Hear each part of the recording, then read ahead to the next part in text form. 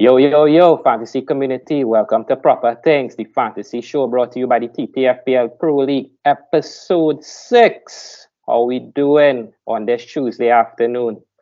Well, you're seeing today, we're not doing the monologue style. We have a co-host this week. And the man need no introduction again. So, for those who are not paying attention to the show and to the old viewers, thank you again. Let's welcome back Ezra Ramdean. So how you doing, sir? Yeah, man, good day, everybody. I'm glad to be on the show again, episode 6. I'm glad people like to hear my input into the game, boy. So that means I'm doing something right. So glad to be on the show again. I'm looking forward to it. Well, before we get into it, I just had to say it has some little rumors and my chats and things that you had to come on the show because people here in the former champ at Trinidad off that shaky start. But we go get into that later. So you go explain yourself and let them know what's going on, right? Yeah, we'll get into that later, man. No worries, sir. So here on Proper Things, we always promise to give you all a quick review of the results, preview all the games this game week, the Proper Things segment. I know that is what the fantasy fans want and the viewers want. We're giving all the picks, all the not so good picks and picks you should look into with our categories. We have a nice hot take for you today with the Manchester United assets. I know all you're wondering what to do with them. And then a little update on see what Ezra doing in the league and who leading things. And Ezra say that you have a little thing to show the people on what they're winning and things, some trophies and things. So stay locked in. So let me kick things off this week with the reviews of the score lines. A quick recap to what really went on this week. Some big games and some big games. We started off with Nottingham Forest and Sheffield United. I see a lot of people had Turner on their side, man. Onana and Turner scored the same amount of points. So on Friday, the 18th of August, it started with a 2-1 victory for Nottingham. You had Turner on your side, Michael? I finally wanted to throw shots on the people who had Turner in the team. I had Turner in my team. And as I was saying, I know a lot of people are saying about Turner get a clean sheet and Sheffield United lowest expected goals in Gameweek 1 and all this talk I thought. But, FPL is such an unpredictable thing. So, I'm going forward, Nottingham Forest. I'm not sure how we can rely on that defense. Now, when Turner done for the Legacy 10X, my team, he done. So he will be riding the pine for the rest of the season. I see enough there. So, so Forest come away with a nice 2-1 win there.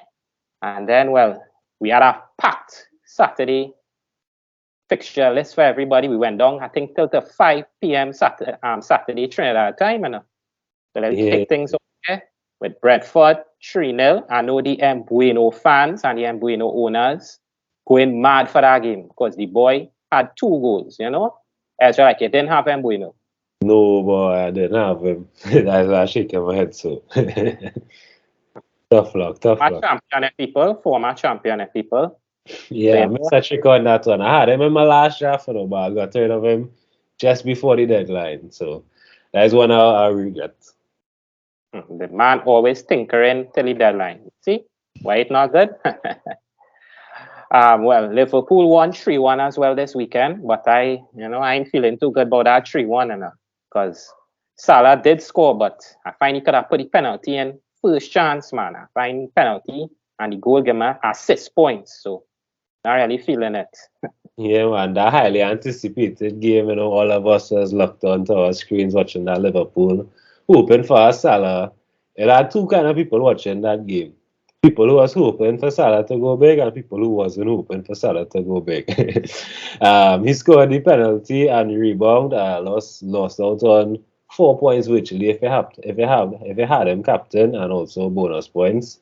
So yeah, that was a disappointment. He still came up on top of Haaland in terms of scoring, so still a benefit there, still a small game, but just not as much as we would have expected. Ezra, when I see Luis Diaz playing Salah early in the first half and the boy take it in the box, I say it's goal and I see Salah miss control and nothing come out right, and I vex him. I write to cut off there for the week.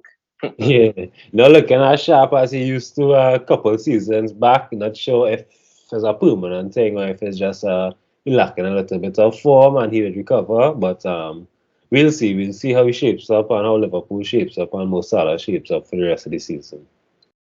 Well, thanks to the penalty miss there, Neto grabbed the 3, Jota, and I believe it was Semenyo with the last bonus point there. So we get blank out right through in that game. Failures for the bonus points for the Liverpool assets there, if you had any.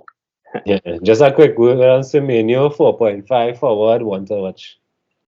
For sure. And I know it had a little wild card rumors and people eyeing it up. So make sure you have Semenyo if you're going the wild card route, eh? All right.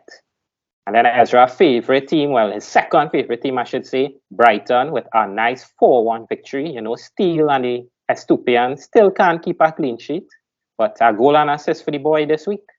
Yeah, goal and assist for Estupinian as well as Mitoma. Amazing goal in Mitoma, both of them. Glad to see both of them linking up well. Estupinian assisting Mitoma, and also vice versa.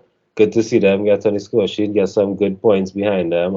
As predicted, before the season, also Solly March with another big score. This season, one to watch as well. Brighton assets always seem to deliver. Only 3 teams in the Premier League has won their first 2 games: Man City, Arsenal, and as I guess Brighton as well. So a lot to look forward for if you're a Brighton fan. Definitely. I saw here the bonus points. March, Matoma, Estupinian with the 3-2-1. So, the Seagulls singing early in the season. 4-1 again against Wolves. And the lunchtime clash in Trinidad and Tobago, as we call it, big game. Spurs, Manchester United. Well, that was not a nice showing for the Red Devils, as I saw Bissouma doing all kind of step overs, L-turns from Højbjerg, Madison and Son doing what they want in the box. But a 2-0 win for Spurs versus the Red Devils this week.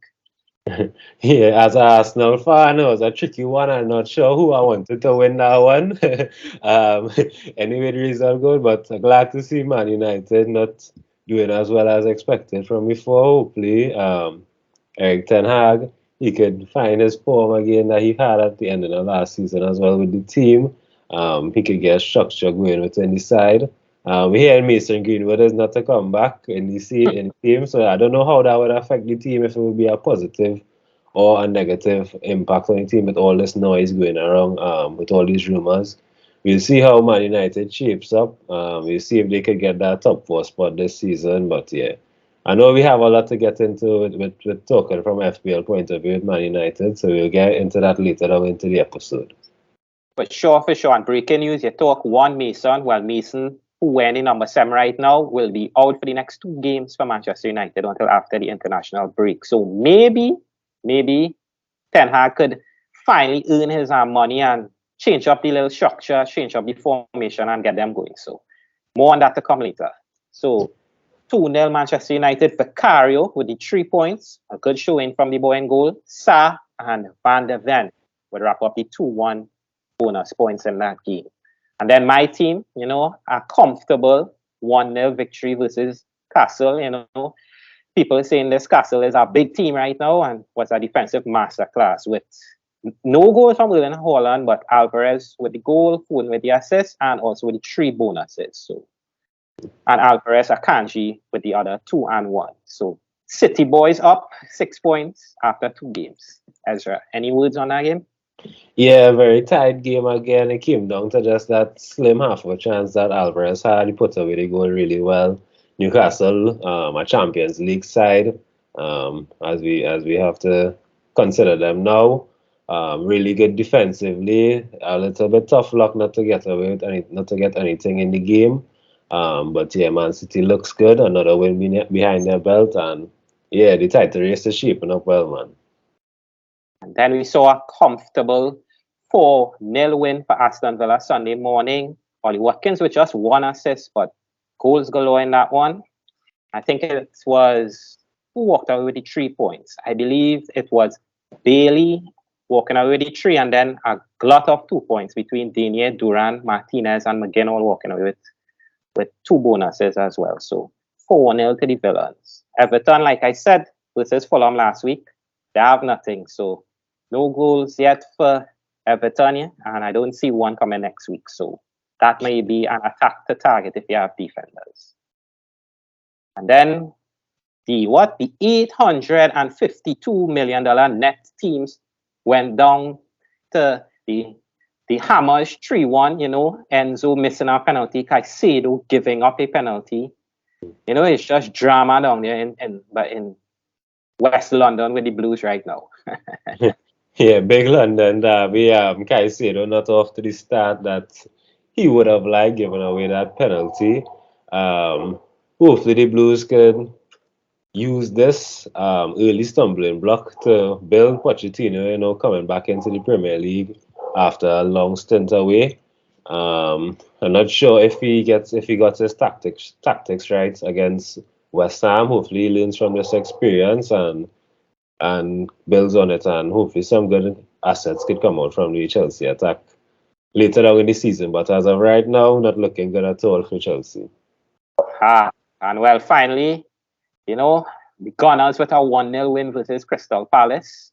Mm-hmm. And Ezra, I'm not happy with what's going on at Arsenal right now. And I know you're using man. First, Gabriel, somehow after 72 or 73 straight starts, warming the bench, can't get in the team, tactical reasons, and now Saka not on penalties. Yeah. It's just a bad look for the Arsenal assets right now. Any word, Ezra? Yeah, some shocking revelations happen in this game.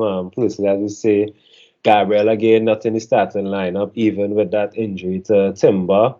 Ateta preferring to go with Tomiyasu instead.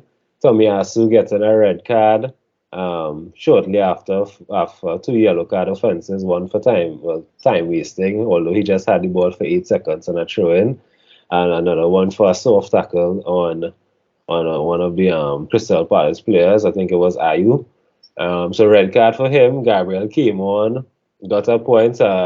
With that red card of Tomiyasu and the injury of Timber, we're not sure if he will be in the starting lineup now again for next week for game week 3.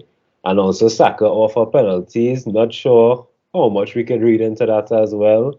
Not sure if it was just a one-off tactic or anything like that, or if it was just Odegaard is the penalty taker. Now we'd have to see how that develops. But yeah, a lot of interesting things happening at Arsenal. Glad they got away with the points, 3 points on the board, which is most important. So back at it again for game week 3.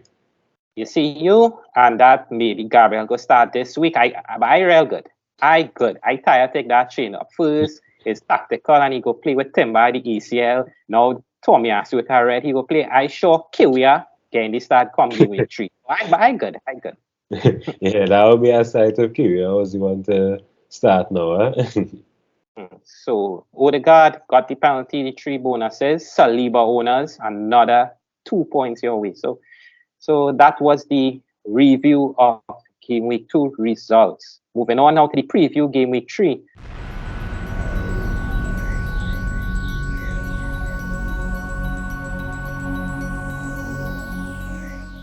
Well, we bringing down Chelsea a lot to start the season, a draw and then a loss. But they kick things off Friday versus Luton.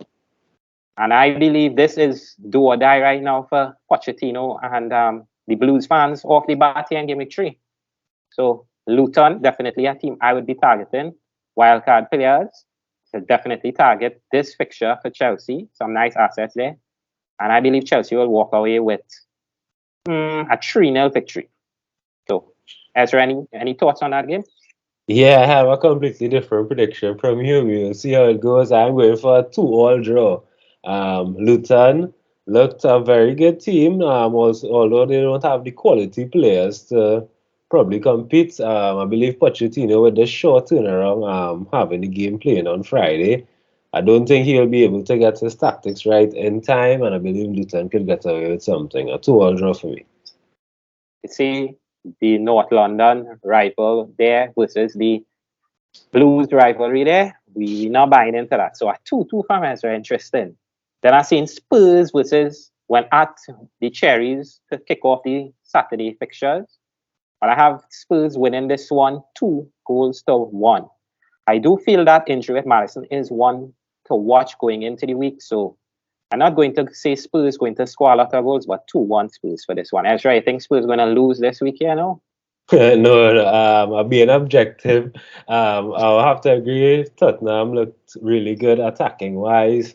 In the past 2 games, Madison, as I say, with a little injury, we'll see how that develop. But Postecoglou, the manager, playing really good football. I believe they'll also get away with the win. I'll go for 2-1 as well. Don't think they'll be able to keep a clean sheet though, so 2-1 for me. Yeah, that boy Dom Solanke just finding a way to return these days. So I'm backing him to do something again this week. Yeah. And Arsenal also play a London derby this week as well. The Mitrovic-less Fulham, as he just left for Saudi Arabia. So Arsenal versus Fulham. I would like to say 4-0 here, but I will reduce the hopes here with the new developments at Arsenal and say a comfortable 2-0 victory. Comfortable 2-0 victory. I wouldn't go for as a comfortable win at all. I would think it would be like a 1-0 victory to the Arsenal. Fulham looks really, really good in the back, defensively. Burn Leno, unbelievable keeper, shot stopper. Fulham not really good on the other hand. They have the attacking part, so I'll go for a 1-0 victory. A hard-earned 1-0 victory for the Arsenal. All right. Well, Ready Eddie is not being backed here by Ezra, so something to pay attention for the Ready Eddie fantasy owners. Next, we have Brentford versus Crystal Palace. This one, I believe, Eze so far has been in 2 dogfights against Arsenal last week. I believe he will return this game week, but Brentford should walk away with the win here. I will go for a 3-1 win, Brentford. Yeah, somewhere along those lines as well for me. Brentford just would have too much for Crystal Palace, especially at home. 3-1 for me. Hopefully, we're not on the score sheet, but 3-1 for me to Brentford. Next, we have a dogfight. Everton Wolves, keeping it short and sweet here. Wolves with a 1-0 victory. Yeah, same as well. I'll go for a 0-0. As well, I'll go for a 0-0. Although Sean Dyche now starting to get his defensive tactics. Trying to implement his defensive tactics. You know how Sean Dyche is. Also, Calvert-Lewin back in the starting lineup, which is probably the most model Sean Dyche striker you could think of. So hopefully he gets things clicking and gets away with a point at least. Next, we have the hot game at 10 for most owners here. The double owners here with the Rashford Bruno stack. United versus Nottingham Forest. No Mason Mount here. I had this game finishing 1-0 United, but with the news of Mount out, I'm changing the prediction now to 2-0 Manchester United. 2-0 Manchester United. I'll go the same. 2-0 Manchester United. I believe they'll bounce back. Yeah. 2-0 for Manchester United. And finally, the 12:30 kickoff. I've seen here Brighton versus West Ham. I think Brighton stays hot. Matoma scores, Matt scores. Brighton walk away. 3-1 victories. 3-1 victors as well from this one. 3-1. I think West Ham will score more goals than that. West Ham, statistically, the most fast and direct playing team, attacking team in the Premier League so far over the past 2 game weeks. David Moyes is really trying a new approach, really fast attacking football, kind of reminiscent of the Liverpool days of the old. I will go for a bigger scoreline, like 4-3, 3-3, something like that. So I'll go for like a 4-3 victory from Brighton. Wow, goals galore here. Well, 4-3 and a Paqueta yellow card in this one. So, yeah. Next, we have Burnley, Aston Villa. Short and sweet. I think Aston Villa stay hot from last week. Walk away with a 3-0 victory versus Burnley. Yeah, same as well. Aston Villa should get the win, 3-0. Next, we have Sheffield, Manchester City. We on Haaland alert here. A hurricane might be coming this week. City 4-0. Haaland at the double. Yeah, totally agree with that. 4-0 around that area. I'd say probably 3-0 for me. Sheffield United, no chance of scoring against City. So yeah, 3-0 for me. And finally, the big game, Newcastle versus Liverpool. It seems like Newcastle have been playing everybody so far to start the season. They played well versus us last week, but I have a narrow 2-1 victory for Castle this week. Isaac, the return for his owners. Yeah, Liverpool, the only team to beat Newcastle at home last season. Hopefully Salah gets some returns, but I can't see them overcoming Newcastle again this season. So I'll go for a 2-1 Newcastle win. All right, so we finished with this week's preview. You remember our predictions? Comment time. So go down in the comment section and say who you think going to win the games, who's going to draw the games, and feel free to shoot your shots against our predictions. We're not scared here of taking any fallout from those predictions. So since we have finished here with the preview of all the games coming up this game week, now we move into the most exciting segment. I know the segment all the viewers amped for to see if the pick's still hot. We're moving now into the proper things segment.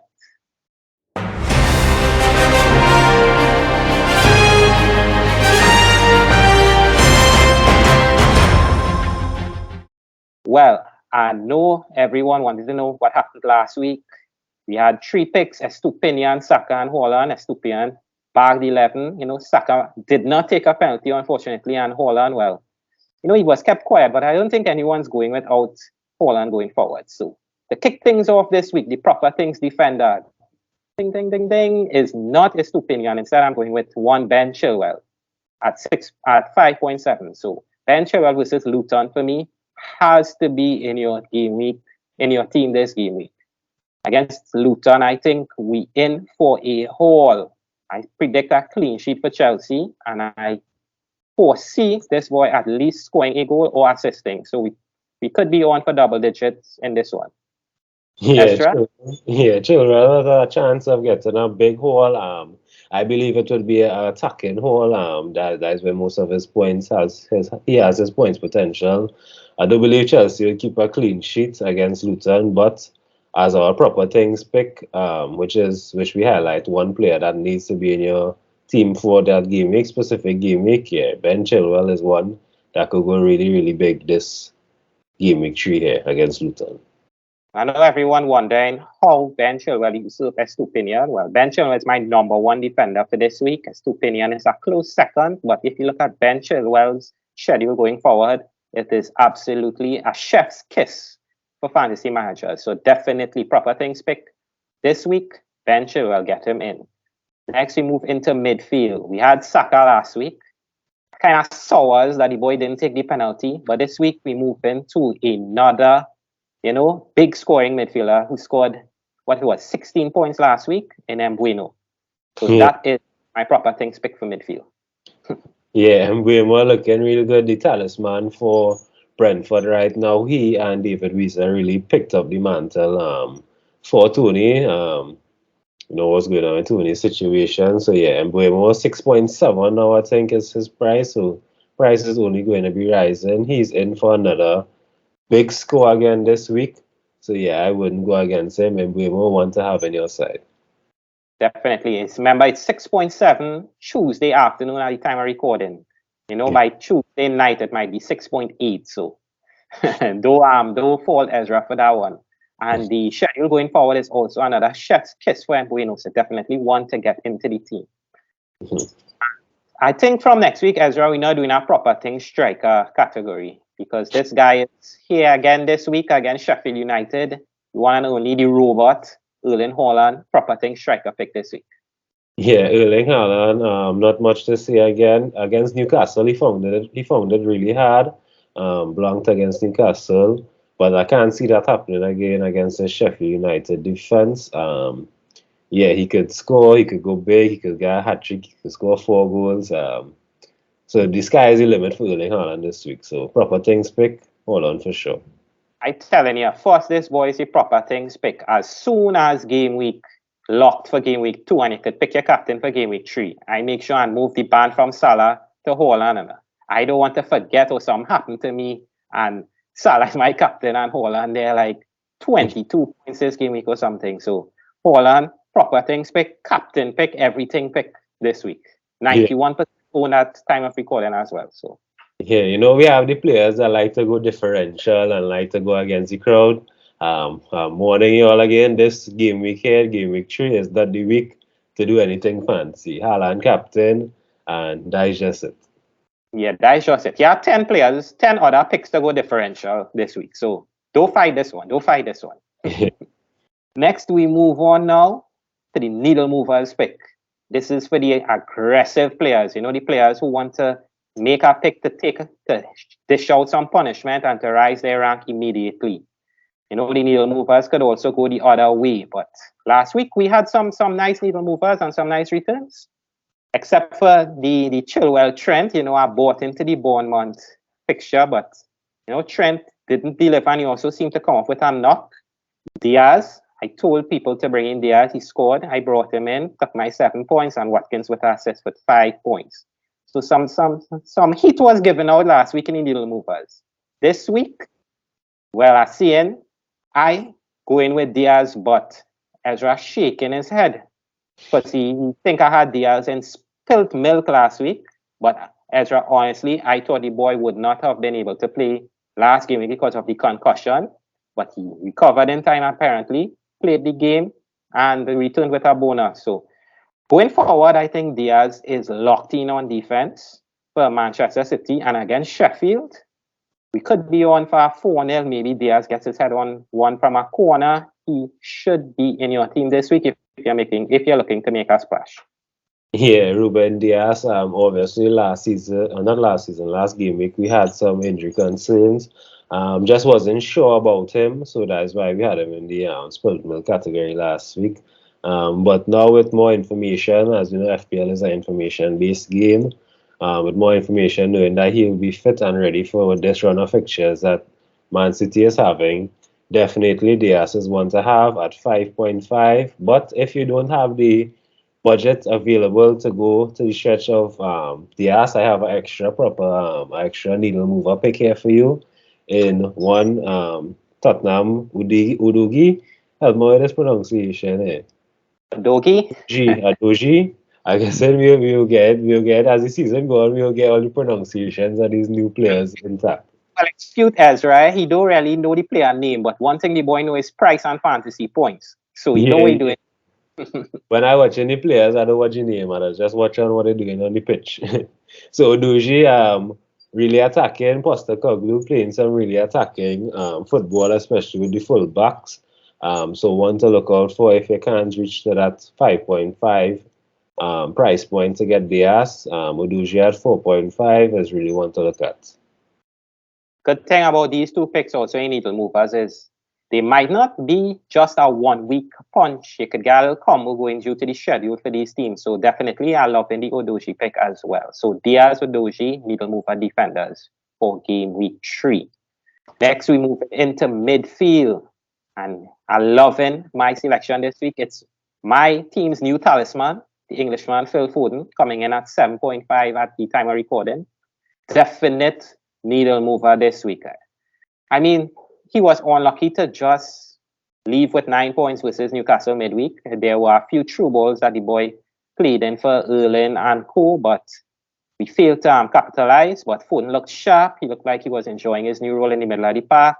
Pep had a surgery this week, so he will not be on the touchline. Hopefully that negates the Pep roulette, as Jeremy Doku has apparently agreed terms to come into the team, but I don't think he'll be thrown into the action at once. So Foden should get the start. It's not 100%, but again, it's a needle mover pick. Phil Foden, one to pick if you're looking to move up in the ranks this week before everyone jumps on the young Englishman's tree. So Phil Foden, needle mover, midfielder at 7.5 this week. Ezra? Yeah, Phil Foden looked really good. Finally got his chance to play in the middle of the park. I know that has been a long time coming, even as a youngster. I remember everybody used to label him as the next David Silva. Never really got his chance to play in the middle of the park. So he finally got his chance to play there. Looked really good against Newcastle, turning with the ball at his feet, running directly against towards defenders and stuff like that, taking on people. So yeah, he has potential to return a lot once you are willing to take that risk, because we all know Pep Roulette is never 100% sure. Although he looks like he would be starting, he's set to start. We can never say with 100% certainty at Man City. So yeah, hopefully Phil Foden gets the start, and for all of you that wants to take the risk on him, hopefully you get a return from him and you're rewarded for your risk. And I'll segue. The Saka v Foden discussion on who is the better player was reignited this week. I still say Saka is the better player currently, but Foden doing a little counter punching to reignite that conversation. So we'll see how that develops this season. Yeah. And finally, the needle movers forward this week. The forward who could boost you up in your rankings. I saw Ezra saying this team will not win their game this week, but it's the one only Nico Jackson coming in at 7 for Chelsea versus Luton Town.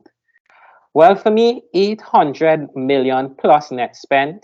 You have to win games at this point. Pochettino on the touchline. I don't know now. I think this needle movers pick is more hope than actual results on the field because I'm looking at 5 wins and 31 for Chelsea. But Nico Jackson looks lively. The chances were there for the first 2 weeks. He just hasn't converted. And I think Luton is the right fixture to finally get this boy going and off the mark. So Nico Jackson, needle movers forward pick, game week 3. Yeah, Jackson definitely want to look at. Chelsea on a whole as a team not looking really good. But there's always potential for attacking returns, and in FPL, that is the most important thing: goals and assists. Jackson, he has potential. Kind of reminds me of Nunes last season. Everything looks good. The eye test passes, everything passes, but just doesn't seem to get those points, those big holes, consistently. So hopefully he could get this. This is a game that he kicks off, and he could get those big scores at the 7 million price point. Also to add in there, one other needle mover that let's like to chuck in there as well. One player that I would be going for this game week, not to give out too much of my secrets, is Julian Alvarez from Man City, a little cheaper option at 6.5 instead of the 7 million point price point. So if you're just struggling a little bit to reach that 7 million and you just have a little bit less and you're looking for another option up forward, it's Julian Alvarez. As we said before, Pep Roulette is never 100% confirmed, although he played in 90 minutes for the past 2 games, the opening 2 games. You just can never say with 100% certainty that he would start in game week 3. But I believe he's a risk worth taking, especially with those fixtures, especially with that fixture versus Sheffield United in particular. So yeah, another needle mover, two strikers that could give you real big points. So they can give you a big rank rise if you decide to take that risk on them and they do return. I love the Alvarez pick. So for the fancy owners who have that extra Manchester City slot right now, Alvarez is definitely one to bring in this week and going forward. Myself, this week not to give away too much from my team just yet. I don't think I have that extra slot for that Manchester City striker. So, but I love the Alvarez pick. So 6.5 at Tuesday evening. Possible price rise on the horizon for Alvarez. So look out for that. Loving the Manchester City pick here from Ezra. Yeah, man. Three Man City needle movers we have here, man. So we finished with the needle movers. Next, we have the spilt milk category. These are the players that may have passed their expiry. They're a little funky and you should be getting rid of them from your team, especially this game week. Last week we went 3 for 3 in the spilt milk category with Gabriel, Son, and Gakpo. I know I had an extra pick with Diaz, but the boy proved his fitness and came through. So sorry about that for the fancy owners, but Gabriel seems to still be in the spilt milk category. Son looked a little lively, but still going to deliver 3 points. And Gakpo, boy, oh boy. That boy is still as a striker, but he playing that Caicedo role, it looked like right now for Liverpool. So. Yeah, club have the boy playing holding midfielders. Have him getting stuck in. But as for this spilt milk defender pick, I'm feeling I was sick in my belly, because I have a Starbucks riding on this boy and his fantasy points. Well, with no further delay, spilt milk defender pick this week, the one only Trent Alexander-Arnold. Trent. I mean, this spilt milk pick might be more of a price than actual gameplay or how we look at it on the field. But I don't think that Trent is worth that $8 million price that he has this season right now at all. I mean, with that extra money, you could reinvest across any other position in the template. I mean, you could go down to 5.5 and pocket that 2.5 and upgrade. And I know managers looking for them upgrades. So Trent spilt milk 8.0. mean, it hurt me, but Ezra, anything to add on Trent? Yeah, I forget that we have Robertson versus Trent, who has the most points at the end of Gameweek 5. I remember that audience hold us accountable to that bet. Don't let Michael, they can't come out of this one as yet. All right. Trent and Liverpool definitely not looking like the FPL, from an FPL point of view, definitely not looking like the team like they were a couple years ago. Trent just too expensive, man. It just really comes down to that. If he was a little bit cheaper, you might think of taking risk on him because we know how good he can be. But just at that price point, 8 million, I believe if you have him in your team, you should get rid as soon as possible. You should have gotten rid of him yesterday and reinvest in other players around your team. Definitely agree. As they say, class is permanent, form is temporary, but fantasy is a temporary game. So, Trent, you have to go, man. You have to go right now. Moving on now to midfield. Boy, oh boy, this spilt milk pick. I know have some owners feeling sick because in the 6.5 battle template to start the season, there were 3 names, coming up in the discussion. Matoma, Mbueno, and Eze. Mbueno is the highest scoring player in the game right now. And Matoma has a goal and 2 assists already this season. And this guy, the spilt milk pick, Eze, 2 dog fights yet to return. So I know the people with him wondering if to hold. It's a definite sell for me this week. I don't believe that Eze should be in your team as they are simply just better options around the park. You could go Matoma and Bueno, Match. Or you could just spend a little extra and go up to a $7 or $7.5 million player. So Eze for me, definite spilt milk candidate this week, and he just has to go. Ezra? Yeah, Eze, I don't think it's specifically his fault. He looks good. Game week 1, he took the most shots out of any player in the game. But just the team that he's playing around, the attackers he's playing around, I mean, they have Schlupp on one wing with Andre Ayew on the other wing and Edward in front of him. So there's not really a lot of support for Eze for him to get himself in scoring positions or getting those assists. So yeah, from an FPL point of view, as they just cut your losses and look for somebody else around that price point. I know Monday evening everybody who had Eze was balled penalty in the Arsenal game, but boy oh boy, they must be feeling very sick right now with Eze's direct rivals and Mbueno and Matoma going crazy. So Eze, spilt milk midfielder this week. And finally, well, João Pedro is my striking spilt milk. I mean, fantasy hero, game week 1 to fantasy 0, literally on the field, as we call it, a gossy, a goose egg, nil, nothing you get from João Pedro this week. Came on, got a yellow card, and Brighton stopped scoring as he came on the field. Also said the guy, my boy, lacks the defensive pressing in his position, and there are other players within the team showing the defensive qualities that he likes to see. So João Pedro, a goal in the first week, and now seems to be in the doghouse. So spilled milk, João Pedro this week. Ezra? Yeah, João Pedro, hero to zero, as they say. Deserve preferring to go with Welbeck. I don't think that would be a long-term decision, though. I don't think Welbeck has the legs or the ability or the quality to go the entire season as Brighton's number 1 striker. Ferguson yet to prove himself 100% to be a sure starter for Brighton and show those qualities still being a young player. So I believe João Pedro would get his chance eventually in the Brighton team and prove himself. But as of right now, doesn't look like he would get into the team anytime soon as a starter. Welbeck looks like the guy that will be there playing pressing for as long as he possibly can, given his age. So yeah, João Pedro, definitely not one to have in your team right now. I have him in my team, and unfortunately, I can't transfer him out at the moment because I have some other problems that we will get to soon that we'll have to deal with. So yeah, João Pedro just on my bench at the moment. And one of the other problems, another player I want to highlight in the spilled milk is Darwin Núñez. I will be the first to admit, Darwin Núñez was not the best pick for me. I had him in my team game week 1 and game week 2. A little bit blinded probably by his good preseason that he had and also that Bournemouth fixture that all of us run down.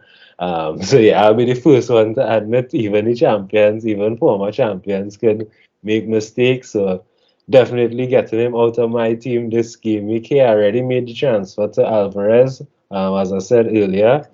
So yeah, if you still on that Darwin Nunes train, I would strongly urge you just to jump off and cut the losses. Like I said, when we'll have a little bonus with Ezra showing his team later on in the episode, but you're hearing the train wreck that is the boy from right now with when we all know he has Holland, João Pedro, and Nunes in the front three. So definitely Ezra, I agree with that extra pick to give them milk with Nunes. One of the few to own him so far. And I'm glad that you jump off that train. Well, the official narrative I'm going with is I was so busy signing up so much people for the league, I didn't get a chance to think him out of my side. So that's the official narrative I'm going with for that pick.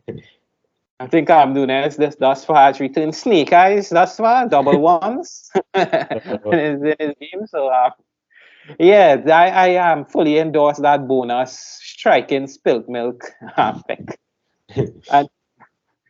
And finally, we have the wondering pick category. These are the players that you should keep an eye on this week, or for the FPL experts that you should be scouting sharply this week to see if you should bring them into your fantasy teams.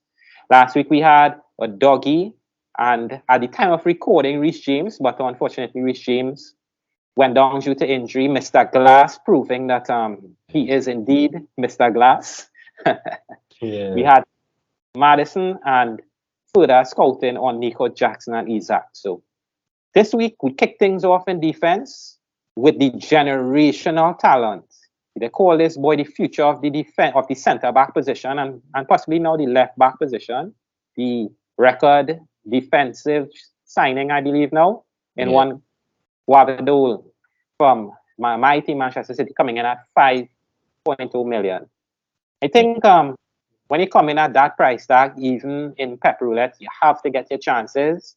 Wabadol has come in so far and looked the part and a definite want to keep scouting. Might not be one to move for this week, but if he continues to look the part, he should lock down a spot as much as one could lock down a spot in Manchester City.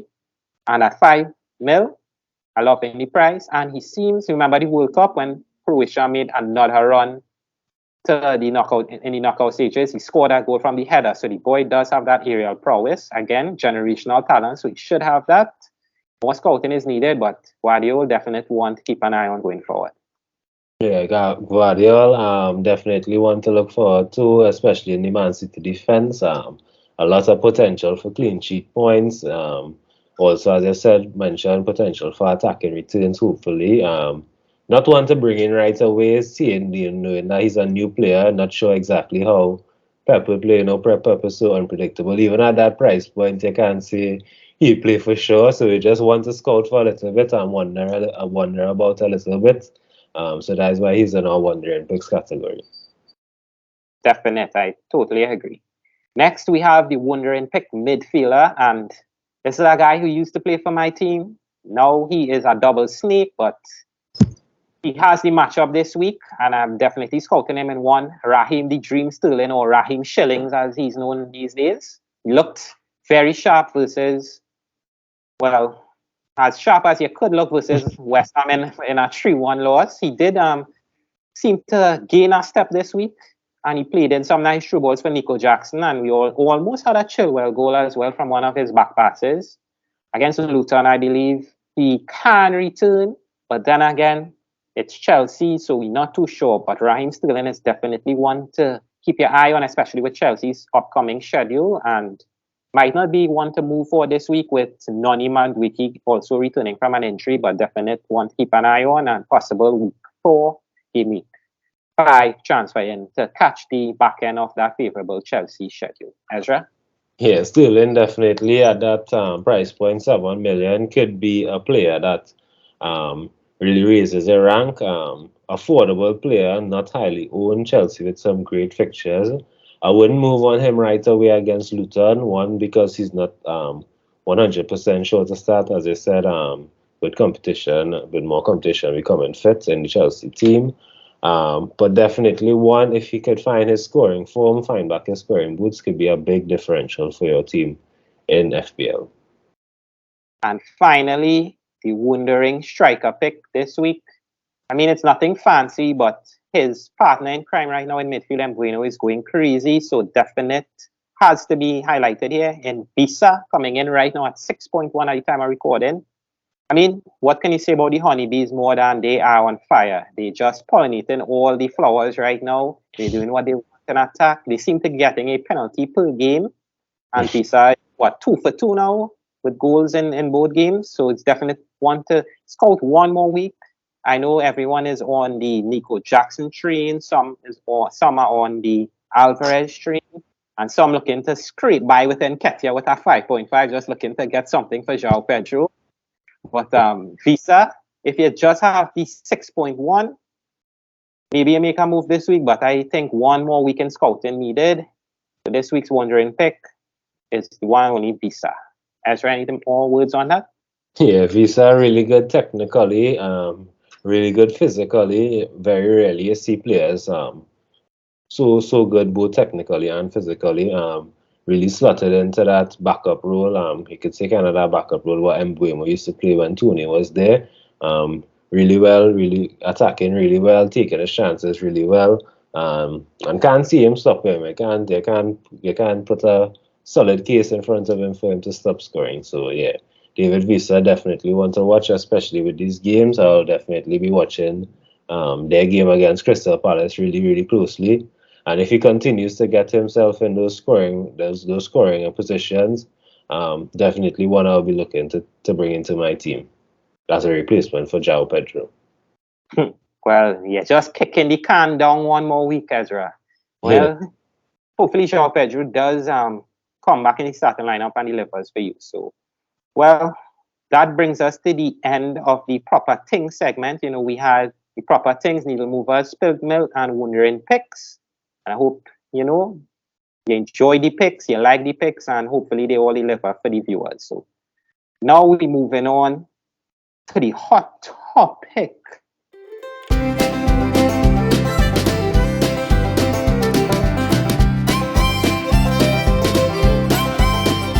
And I know last week we had the big dawn of justice clash, the Haaland versus Salah captaincy game week 2, Bournemouth on Newcastle for City and Liverpool, who would come out on top. So the results are in, and I know we had elections last week in Trinidad and Tobago last week, Monday, but the results for this clash are in right now, and we have a winner, drum roll, and the winner, Mo Salah 5v2. I mean, it wasn't the big showdown we were expecting, the points fest, but a narrow win for the Salah owners, I would say. 10v4. Yeah, narrow win for the Salah owners. They came up on top. Congratulations to all those that Captain Salah took the risk against Salah and Haaland's ownership and captaincy stats was crazy again in game week 2. So, a big risk taken by the Salah owners to captain him.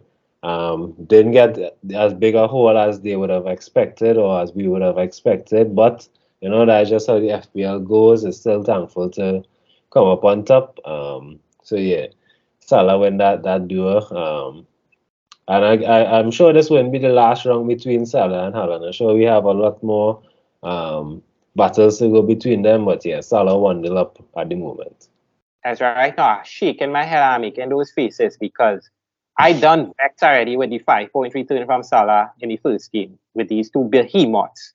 And I duck in the fade from Haaland in the late fixture Saturday, like every time. I'm a City fan. But as soon as we got the goal and we were 1-0 up, every time Haaland have the goal in front goal, I balling in front of the TV and he hearing man, he scuffing the shots and I out here, I saying, I really go against Haaland this week, boy. Not me game week 3, nah. I can't take it. Yeah, I was saying the same thing. Haaland had some really good chances and just seemed to be on Haaland and miss a couple of them. Man City on a whole looked really good again. I said, if Haaland scored, my belly would have hurt me like I'd get horn. So Haaland thankfully didn't get no goals there. Yeah, it was just a nervy day. It was a nervy day, but thankful that Salah came up on top. Well, I know you have we both have Salah, I should say, in our team. 12.5 price tag worth it, or you're looking to get out of the Salah as soon as possible? I wouldn't say I getting out of it as soon as possible, as yet he's still a guy that's on penalties for Liverpool. McAllister with the red card recently, they turned over his 3-match ban, so he will be available after the game, after one game ban for the red card. So hopefully when he comes back, there'll be more creativity in the side. Hopefully Klopp learns from his mistakes that he can't play McAllister in that role, and he starts playing his player that they just bought, Endo, in the right position, and McAllister could be a more impact. So Salah is one that I'll be watching at, especially against this game he coming here at the weekend. If he doesn't look good, or if he does look good, that would influence my decision a lot. But definitely one that I'll just be having a close eye on right now, Salah. All right. So I going on the opposite side of that monologue there that Ezra gave on keeping Salah. I believe the 12.5 price tag is a little hefty for what Salah is giving right now.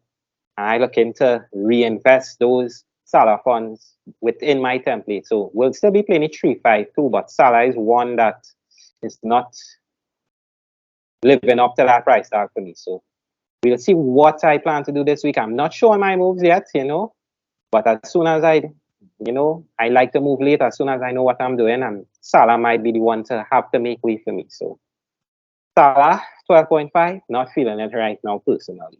So now we move into the question for this week. Manchester United assets. Fire sale, or you're keeping until the breaking point versus Nottingham Forest this week? Well, it's all according to which assets you have in your side. For me, personally, I have Luke Shaw. I don't have Rashford in my team. I have Luke Shaw. With the game against Nottingham Forest, not the worst game ever that you could look for a clean sheet from. So from that point of view, I wouldn't be looking to get rid of Luke Shaw right away just because of that fixture. You never know what could happen. But players that have the double up on Rashford and Fernandes, players that have Rashford alone. I know some players that even have Martial still in their team. Yeah. I saw some in the free league that we have going on, FPL Pro-League, the free league that we have going on as well. If you want to join that, you could always message me and I'll send you the code. Winner of that league gets a free entry into next year's TT FPL Pro-League. So if you'd like to join that free league, this is for more the casual players that you can get a chance to, if you don't want to run with the big boys. So yeah, definitely hit me up if you want to join that league. So yeah, Man United assets. If you have the double up on the attacking side, I would definitely say to sell one of those and reinvest in another asset somewhere else. Rashford in particular, if you have him, I say you could probably still hold him for a couple game weeks and see how it goes. Rashford, we know, is a player that could just turn on at any given time. And you don't want to be the guy that sold him just before he got a big hole in the game week, yeah? So I would say if you have Marcus Rashford alone or one defensive asset, you don't necessarily have to hit the panic button just as yet. Eric Ten Hag, a very good manager, and Man United still has some very good quality players. But definitely, if you are heavily invested in Man United, that is having two or more assets, I definitely say get rid of one and kind of just have a watch eye on the other one, especially if you have Marcus Rashford in the team. Have a close eye on him when you feel it's not right anymore. Cut all losses. Don't ponder too much on him. But yeah, at the moment, definitely just watch those assets very, very closely. Well, I'm a Manchester City fan, but my favorite player, and one of my favorite players, I should say, in the football right now is Marcus. Feed the kids, Rashford, or Rachel as I call him. I currently have him in my team, but as Mourinho said all those years ago, Marcus Rashford is not a number 9. He is best coming off the flanks, cutting in and letting the foot through the rubber and putting it in the onion bags.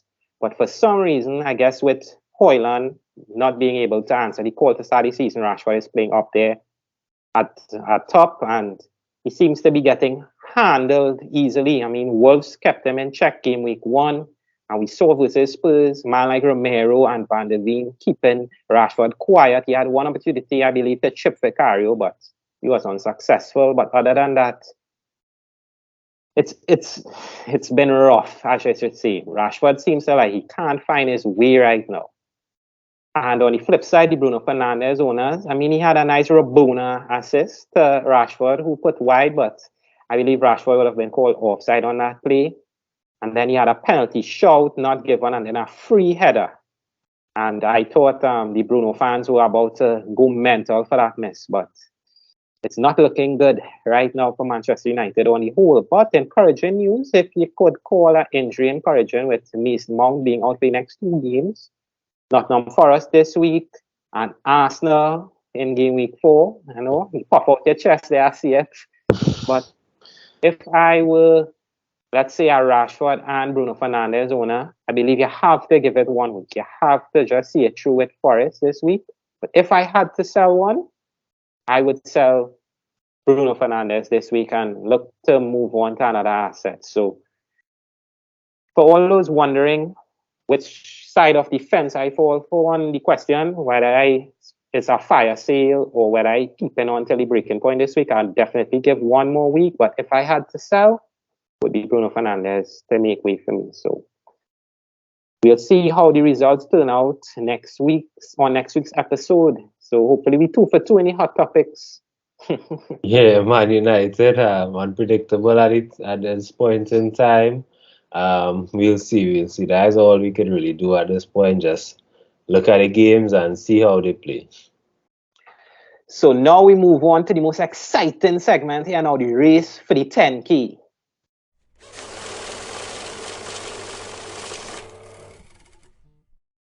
Well, you know, this is the segment where I just call out people. I just see who are the tops, congratulate them, and who are the bottom, and I say what really going on.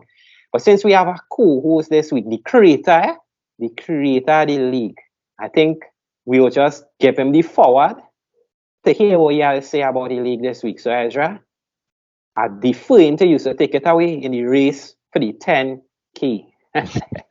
Yeah, man, thanks. Just again, a special thanks to all the managers that joined the league.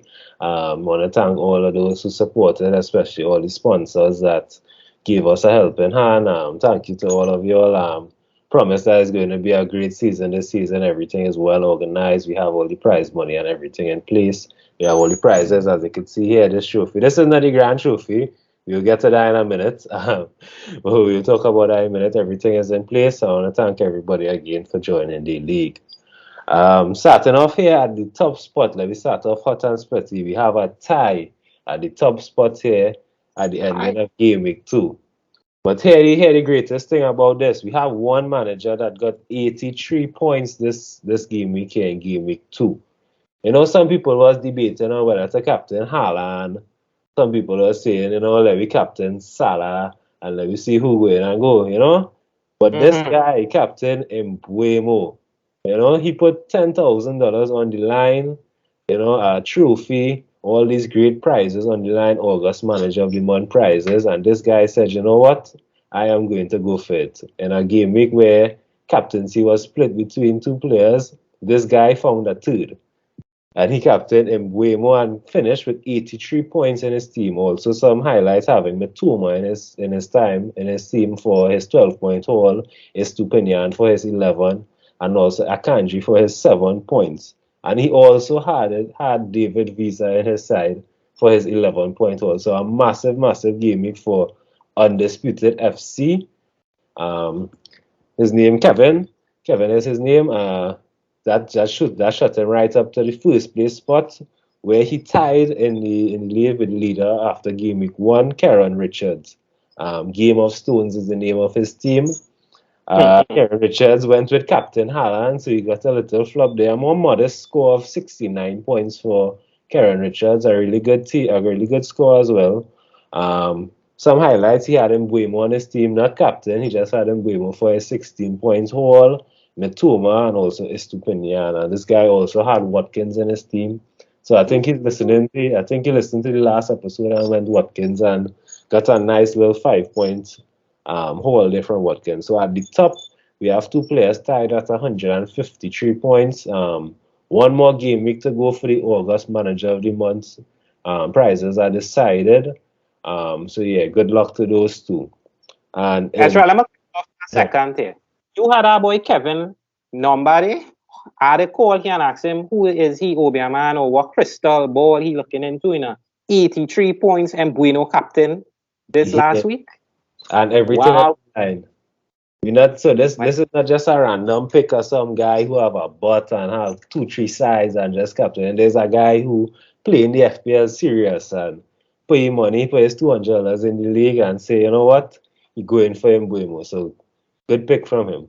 Yeah, when you go forward, madam, I talk to him about who he investing his money on in the weekend to get them picks. And I asked him if he could help me when I will pick. I will pick, I will pick two or a little lot two, I will play with or something too now. Yeah, that's that guy what he like for the 7 o'clock drill in the morning, but yeah, for sure. So Kevin, look out for my call. Yeah, and then the place right below them, we have another tie for third and fourth place at 151 points. So just a 2-point gap between the tied first and second and the tied third and fourth. Are you hearing the kind of points you calling it like you only have sharks in this league? yeah, the TT FPL Pro-League after a really, really fast start. We have some top quality managers, the best managers in the country that you would find is competing within this league. So we could expect this kind of high competition and these close scores. The margin for error is so small, and the winner would eventually come down just to a couple of points. So a lot to play for here. Third and second, we have Awick, Andre Roberts, with a 65-point score this week, and also Pro Skelachi, which is Atiba McQueen with a 75-point score. Both of them tied on 151 points for third and fourth spot. Going down a little bit more to round off the top 10, we have Trentpool FC, Rookie United, Marsenal, Nova Torrent, Brandon Whirl, and Ailway FC with 868 FPL, Shakil Alec rounding off the top 10. And also Gorillas FC tied in that 10th position with 140 points. We have 4 people at the bottom. They're tied on 140 points, rounding off the top 10, top 11. Nice. Some big hits, boy. Some big hits this week. Yeah. A lot of people went in for the traditional captains. We had a little bit of sway in between, a little bit of a separation within the group here with the Haaland captains and Salah captains. Not as big as we would have expected before, just because of how small the Salah haul was. But a lot of competition. It's really getting heated up in the league. Congratulations to those that are already at the top of the league, Game of Stones and Undisputed FC. Good luck. We have one more game week to go before the August Manager of the Month. That's why I'm bringing this here. So this is the trophy that I'll be giving away for the August Manager of the Month. You'll have your team name here and all of that. And also on the screen coming up, we have 2 tickets for the highly anticipated boat ride on the 2nd of September. Juxi 2 brought to you by Team Undisputed. Thanks so much for Team Undisputed for sponsoring those 2 tickets for us. So up for grabs for the August Manager of the Month. As I say, this is the manager that gets the most points at the end of the month for that in that specific month. Would win those 2 tickets and also the trophy given out here. In the event of a tie, if we have a tie at the end of the game week, the player with the most points in that specific game week will be crowned the champion of the August Manager of the Month. So a lot to look forward to this month here. So Ezra, you sending out people on boat ride and kind of thing to end the summer? What? Yeah. The TT FPL Pro-League bringing amazing value to his members. Thanks again for all the members. I'm going to make this a really, really good experience for all of those that joined up for the league. So yeah, the TT FPL Pro-League, 2 tickets to Juxi 2 on the 2nd of September.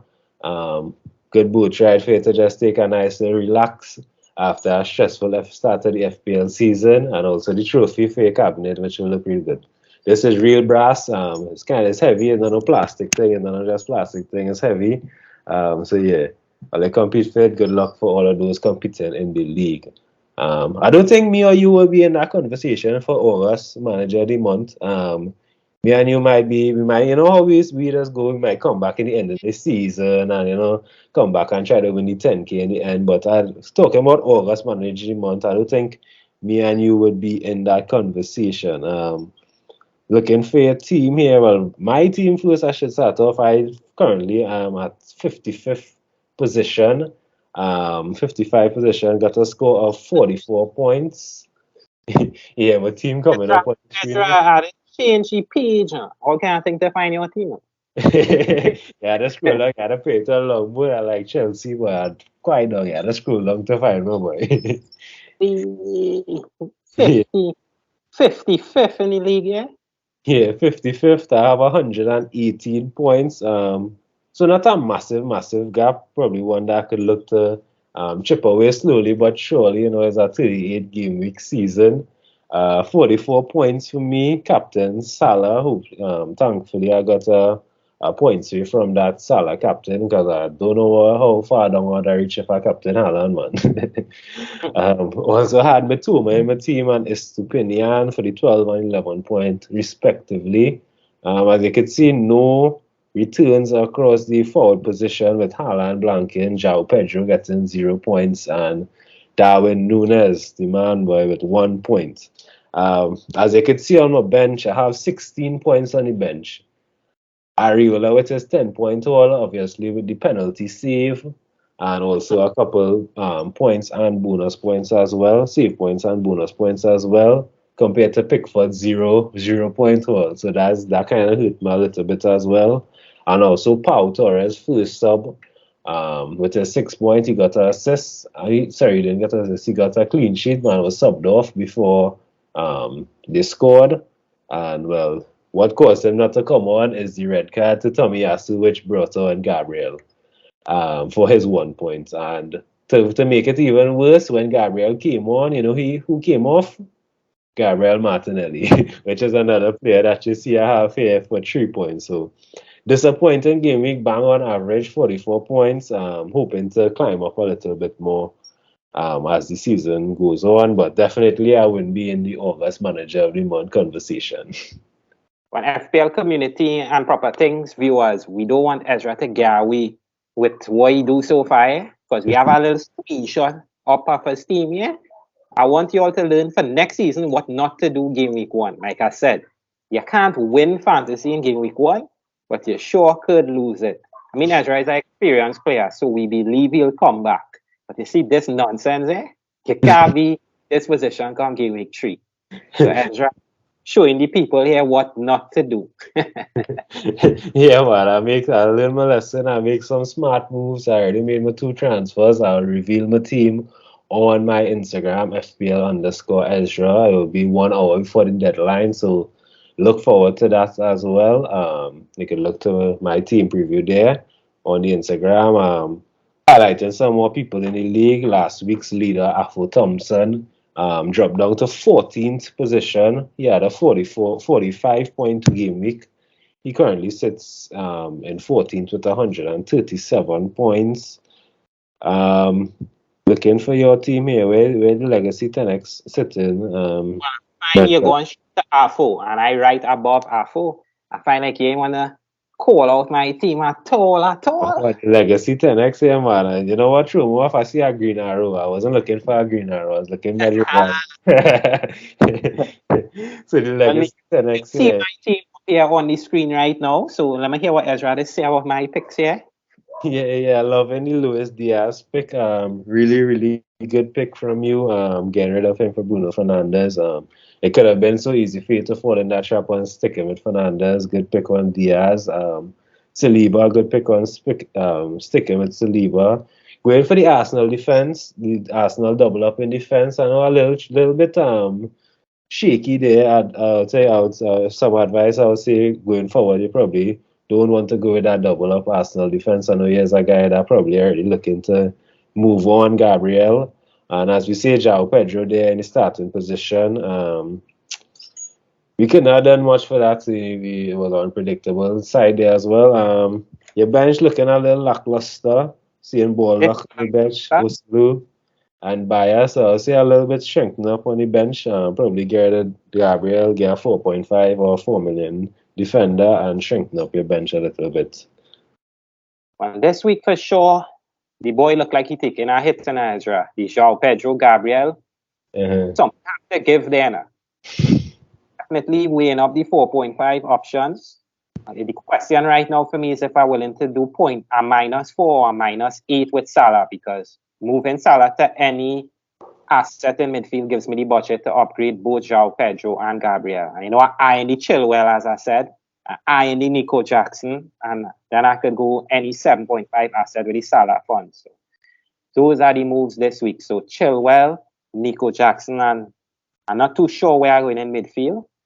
Maybe back to my boy Phil Foden, but the team will be revealed, as I said, on FPL Ezra this game week. So right there above Afo Thompson, the leader from last week, I just taking the punches, and me, I don't really make moves in August now. I just keep with the herd. So hoping for better September. But congrats to the guys at the top of the league. This week I'm not going to say anything about the bottom of the league. I know some fellas was feeling some type of way, so I'll give all you a blind. But next week, you're not getting away because it will have manager of the month, men getting trophy, Juxi ticket, which I ain't going, I don't vex and I'm in Juxi. Shout out to Juxi, but I feel I had to buy my ticket to go to Juxi now. But I'm definitely there, and I vex about that. So I will spare all your fellas this game week. But next week, we're giving out the tickets, the trophy, and we calling out the bottom of the league too.